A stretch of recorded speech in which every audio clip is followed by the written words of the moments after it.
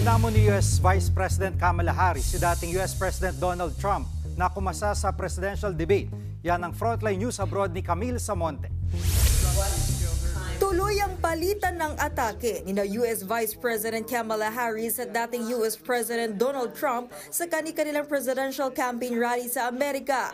Muli na namang nilait ni Trump si Harris at kapag ito raw ang nanalo, posibleng magka-World War III. And honestly, she's a radical left lunatic.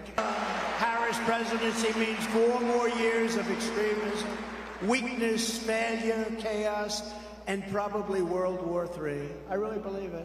Buwelta naman ni Harris. Puro kasinungalingan ang pinagsasabi ni Trump at ng running mate nitong si J.D. Vance. Tinawag din niyang plain weird si Vance.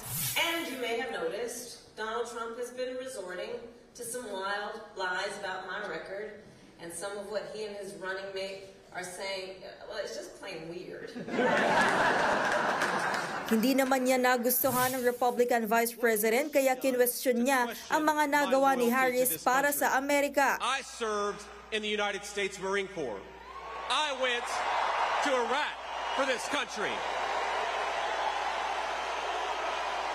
I built a business for this country. And my running mate took a bullet for this country. So my question to Kamala Harris is, what the hell have you done to question our loyalty to the United States of America?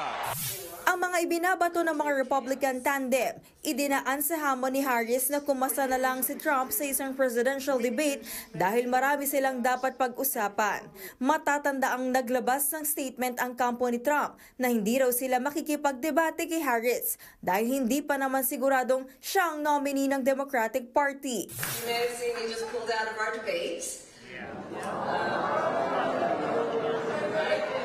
I hope he reconsiders because we have a lot to talk about. Sa huli, sinabi ng bise na sa kompetisyong ito, siya ang underdog. We have a fight ahead of us. We got a fight ahead of us. And we are the underdogs in this race. Okay? Level set. We're the underdogs in this race. But this is a people power campaign. And we have momentum.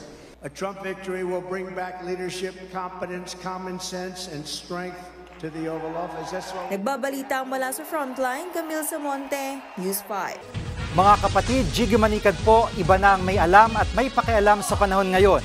Para sa konkreto, kumpleto at komprehensibong balitaan sa Frontline, mag-follow at mag-subscribe sa social media pages ng News 5.